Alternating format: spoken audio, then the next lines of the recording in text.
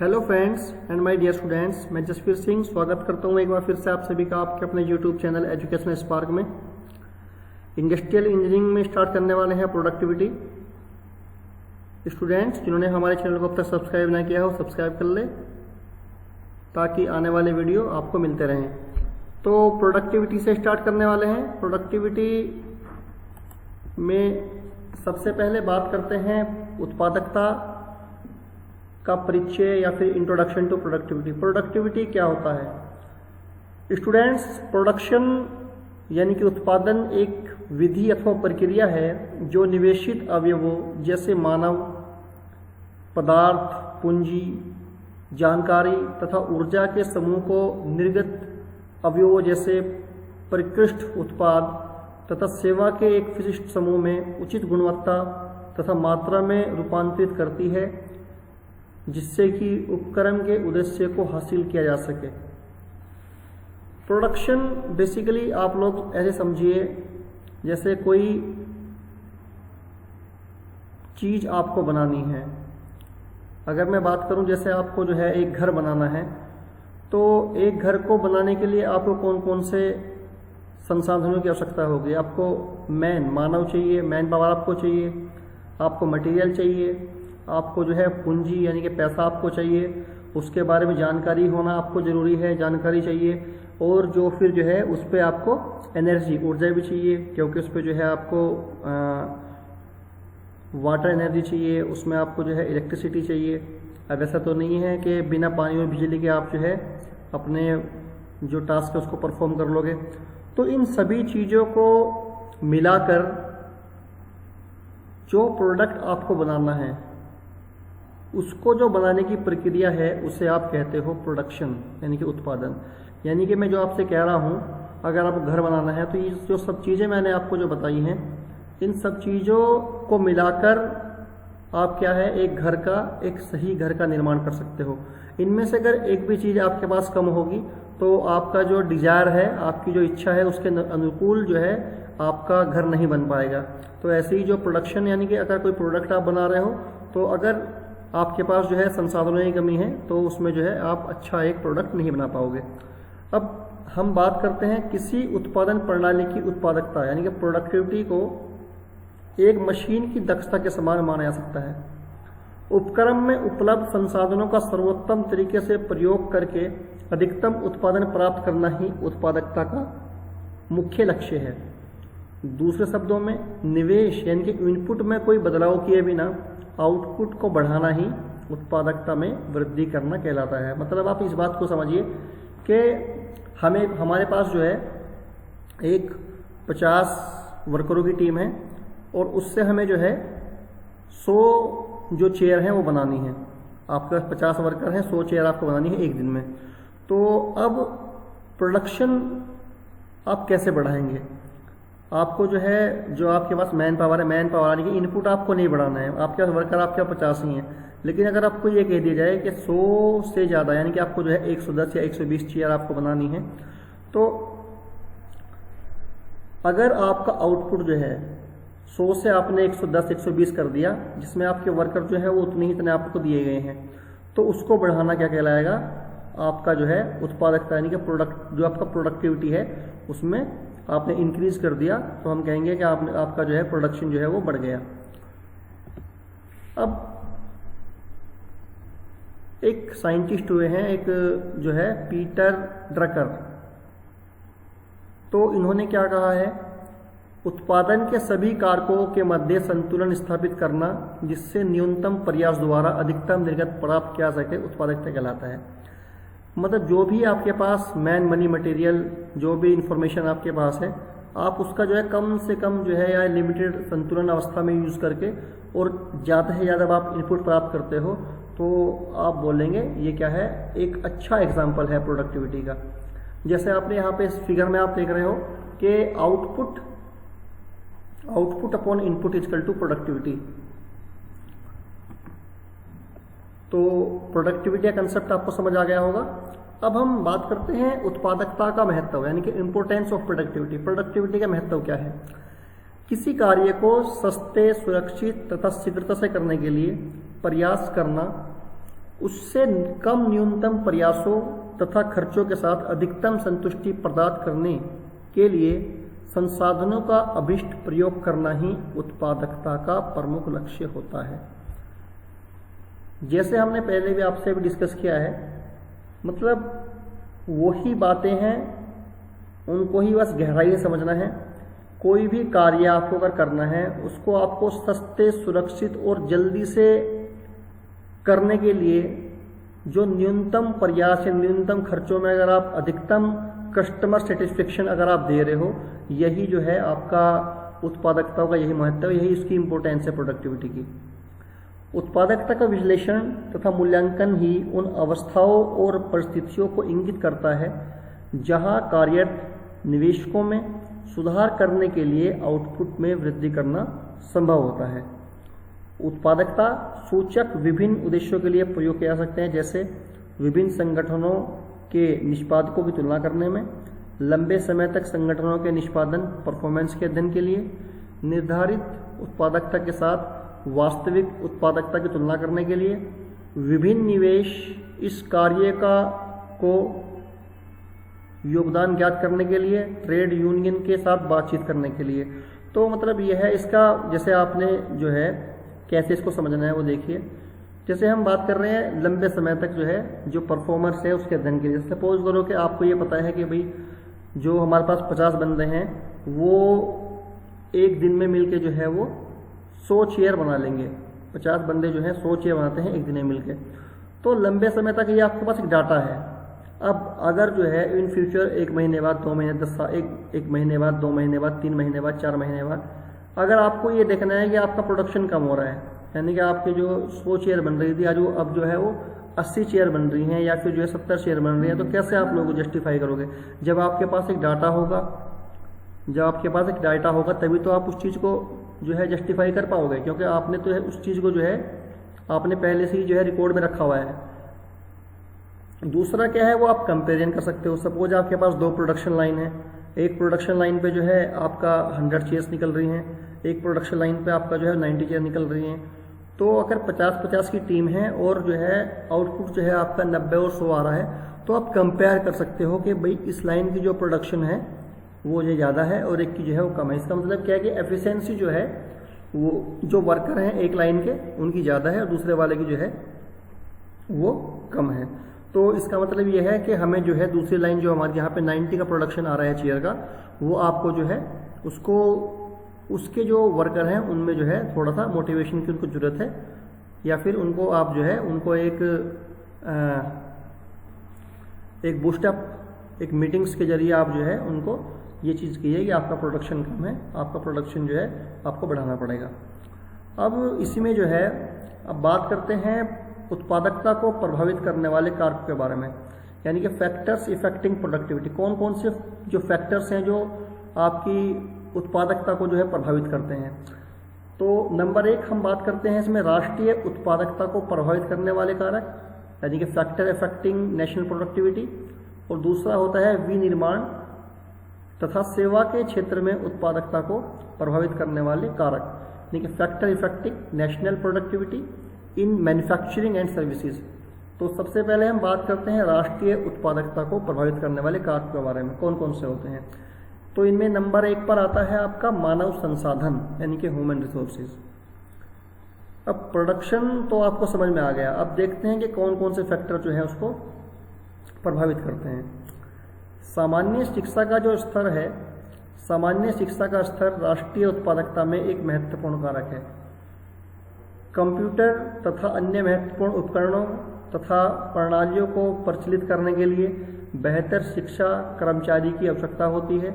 सरकार बेहतर शिक्षा देकर विशेषता उत्पादकता को प्रत्यक्ष रूप में प्रभावित करने वाले क्षेत्रों में मदद कर सकती है।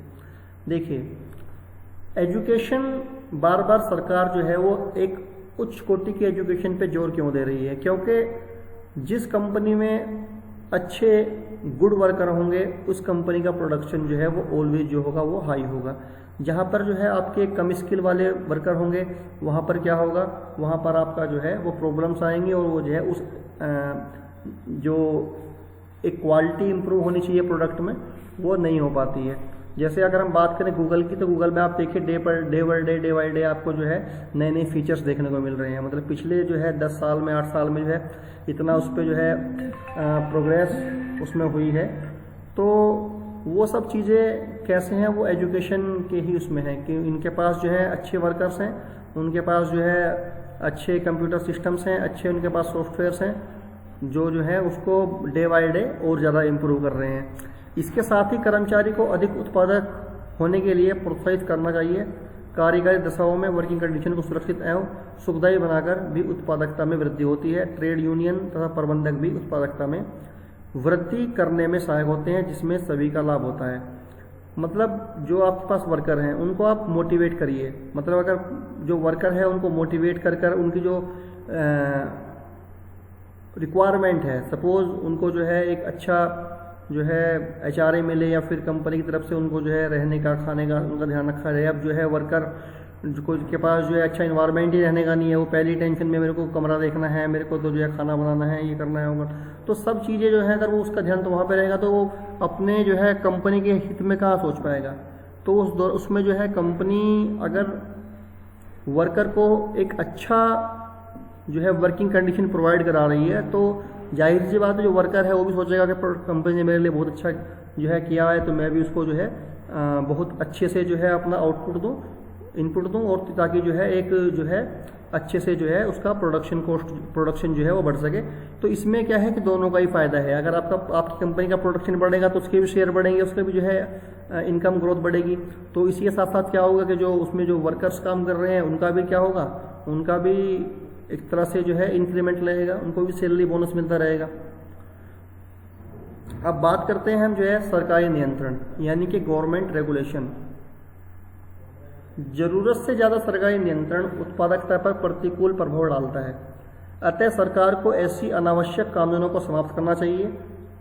स्वास्थ्य एवं सुरक्षा संबंधित कानूनों के लिए लागत विश्लेषण भी करना चाहिए।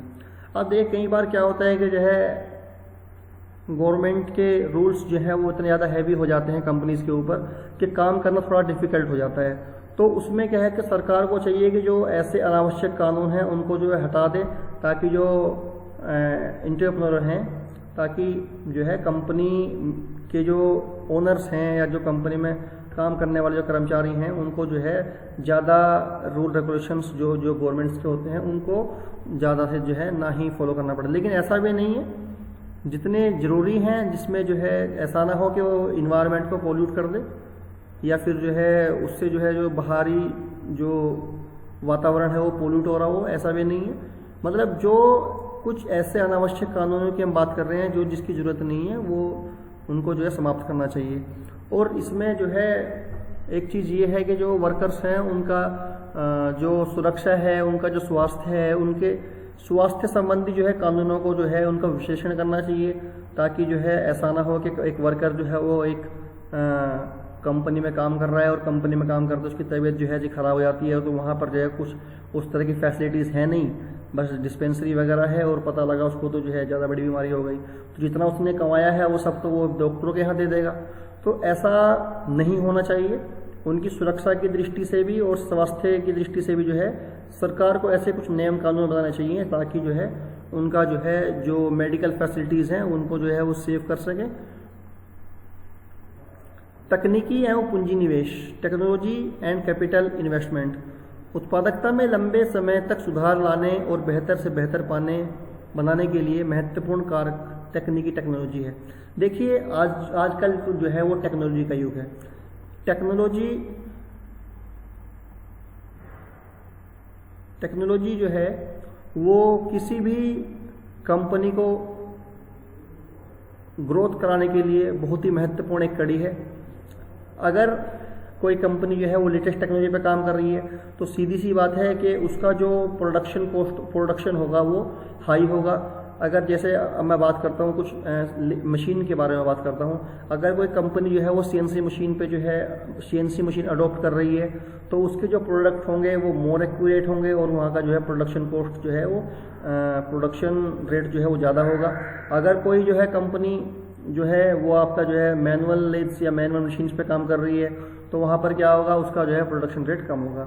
तो टेक्नोलॉजी एक बहुत ही इंपॉर्टेंट रोल प्ले करती है प्रोडक्टिविटी को बढ़ाने में। सेवा उपक्रमों में नए नए उपकरण तथा मशीनरी का उपयोग करके नई तकनीक का समावेश करना चाहिए। इससे सरकार को सभी संस्थानों तथा उद्योगों में बदलाव देना चाहिए। व्यक्तिगत वचन में वृद्धि पर जोर देकर तथा लाभ पर कर या टैक्स में कमी करके भी सरकार लोगों को नई सुविधाएं में निवेश करने के लिए प्रोत्साहन दे सकती है। मतलब गवर्नमेंट के बारे में ये बात कही जा रही है कि जो भी इंडस्ट्रियलिस्ट हैं, जो भी हमारे देश में इंडस्ट्रियां हैं, जो मतलब लो लेवल की इंडस्ट्री आप कह सकते हो, तो वहाँ पर सरकार को एक ध्यान देने की ज़रूरत है कि वो इनको मोटिवेट करे कि आप इनको एक लो ब्याज दर पर कम कॉस्ट पर वो कम ब्याज पर इनको लोन प्रोवाइड कराए, जिससे कि ये अपनी जो तकनीकी हैं उन सुधार करके जहाँ पर CNC मशीन्स की आवश्यकता है, जहाँ पर और अच्छे रोबोटिक मशीन्स आ रही हैं, अवेलेबल है मार्केट में, उनकी आवश्यकता है, तो वहाँ पर ये मॉडिफाई करके अपने प्रोडक्शन को बढ़ाएं। इसके लिए भी सरकार इस पर जोर दे सकती है या इनको देना चाहिए। अब हम बात करते हैं दूसरी तरफ है विनिर्माण तथा सेवा के क्षेत्र में उत्पादकता को प्रभावित करने वाले कारक। तो ये कौन कौन से होते हैं, इनको देख लेते हैं। तो नंबर 1 पर आता है उत्पाद अथवा सिस्टम डिजाइन, प्रोडक्ट और सिस्टम डिजाइन। यदि उत्पाद का डिजाइन उन्नत करके किसी उत्पाद को सरल बनाया सकता है और उसके कुछ अनावश्यक अंगों को कम करके उन अंगों को विनिर्माण में लाने वाला पदार्थ, श्रम, लेबर कॉस्ट, मशीन तथा औजार आदि लागत में बचत की जा सकती है, तो इससे उत्पादकता में वृद्धि होती है। मान विश्लेषण, वैल्यू एनालिसिस करके भी अनेक उत्पाद डिजाइन में परिवर्तन किया जा सकता है। अनुसंधान एवं विकास R&D से भी उन्नत उत्पाद डिजाइन प्राप्त किए जा सकते हैं। देखिए, प्रोडक्ट और डिजाइन क्या है, मतलब एक डिजाइन एक डिपार्टमेंट होता है हर एक कंपनी में, R&D, रिसर्च एंड डेवलपमेंट। तो उसका काम क्या होता है, वो ये देखता है कि हमें हम कम से कम मटेरियल और कम से कम लेबर का यूज़ करके एक ऐसा प्रोडक्ट बना के दें, जो कस्टमर की सेटिस्फेक्शन को पूरा करता हो। तो उसमें क्या है कि उसमें जो उसके अनावश्यक पार्ट्स हैं, यानी कि जहाँ पे एक्स्ट्रा मटेरियल लग रहा है, जैसे पहले आप लोग देखते थे कि जो कंप्यूटर्स आते थे या फिर जो टेलीविजन्स आते थे, बड़ी बहुत भारी, बहुत बल्कि होते थे, तो उन पे क्या हुआ कि धीरे धीरे उन पे काम करना स्टार्ट हुआ। उन पे R&D की गई, देखा गया कि इसमें जो पार्ट्स बड़ा है, ठीक है, उसको एक छोटे पार्ट्स में कैसे कन्वर्ट कर सकते हैं। मतलब आप लोग देखते हो कि एक आजकल नैनो मटेरियल बहुत ज़्यादा काम चल रहा है। मतलब किसी भी प्रोडक्ट को छोटा कैसे किया जाए। आने वाले समय आप लोग देखेंगे, जैसे अभी आप सोलर सिस्टम देखते हो, उसकी प्लेट्स कितनी बड़ी बड़ी होती हैं ऊपर छत पे लगी, जैसे वही सिस्टम में, जैसे मैं अभी आपको बता रहा हूँ कि पहले जो कंप्यूटर्स होते थे, टेलीविजन होते थे, कितने बड़े होते थे। आजकल क्या है, आप एक छोटे से मोबाइल में सब कुछ देख रहे हो। तो ये क्या है, ये R&D का इफेक्ट है, रिसर्च एंड डेवलपमेंट।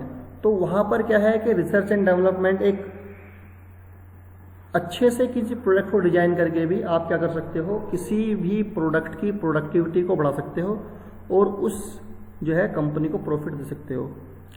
अब बात करते हैं मशीनरी एवं उपकरण। मशीनरी एवं उपकरण यानी कि एक बार उत्पाद का डिजाइन निर्धारित करने के पश्चात उसको कैसे, कितने तरीके से बनाया सकता है, इस पर भी उत्पादकता प्रभावित होती है। प्रयुक्त होने वाले मशीन टूल्स, रोबोट आदि फैक्ट्री में कैसे प्रयोग किया जाता है, यह एक महत्वपूर्ण विषय होता है। उत्पादन में कंप्यूटर का प्रयोग भी उत्पादकता को बढ़ाता है। यानी कि अगर वही मैंने आज जैसे आपको पहले बात बताई है कि अगर एक अच्छी मशीनरी, इक्विपमेंट्स का हम यूज़ करेंगे तो क्या होगा, हमारा प्रोडक्शन और प्रोडक्टिविटी हमारी वो बढ़ेगी। बात करते हैं उत्पादन की मात्रा की। देखिए, प्रोडक्शन वॉल्यूम कहते हैं इसको। यदि आउटपुट में बढ़ोतरी की जाए तो प्रत्यक्ष श्रम में बढ़ोतरी करनी पड़ेगी, परंतु अप्रत्यक्ष श्रम जैसे इंजीनियरिंग, लिपिक तथा अन्य सहायक स्टाफ में कोई बढ़ोतरी नहीं करनी पड़ेगी। इससे भी उत्पादन, कोई बढ़ोतरी यहाँ पर नहीं करनी पड़ेगी। इससे भी उत्पादन व्यय प्रतिनग कम हो जाएगा और उत्पादकता बढ़ेगी। देखिए, जैसे यहाँ पर ये जो चैनल, एक फिगर आप देख रहे हो, यहाँ पे मास प्रोडक्शन चल रहा है। इसमें ये गाड़ी का मास प्रोडक्शन है। इसमें जैसे हमने आपको बताया कि अगर आपने जो है मास प्रोडक्शन करना है, जैसे मैं आपसे एक बात कहूँ कि भैया इनको जो है पहले ऑर्डर आया 10 का गाड़ी का, फिर बाद में कहते हैं तुम 100 गाड़ी बनाओ, तो 100 गाड़ियाँ बनाने में क्या होगा, इनको मटेरियल कॉस्ट लगेगी, लेबर कॉस्ट लगेगी, लेकिन जो अप्रत्यक्ष जो कार्य हैं जैसे जो है इंजीनियरिंग का जो डिजाइन तो एक बार हो गया वही चलेगा, उसके बाद जो लिपिक का लेखा का है यानी कि जो अकाउंट्स काम कर रहा है वही भरेगा जो कहता हूँ। तो ऐसे बहुत सारे जो हैं ऐसे फैक्टर होते हैं जो उनका जो प्रतिनग जो व्यय है वो कम हो जाएगा, और इससे क्या होगा, टोटल जब वो होगा तो इसकी जो है कॉस्ट जो है वो कम होगी और आपकी जो है प्रोडक्शन रेट जो है वो बढ़ जाएगा। कर्मचारी कौशल तथा प्रभावशीलता, skill and effectiveness of worker.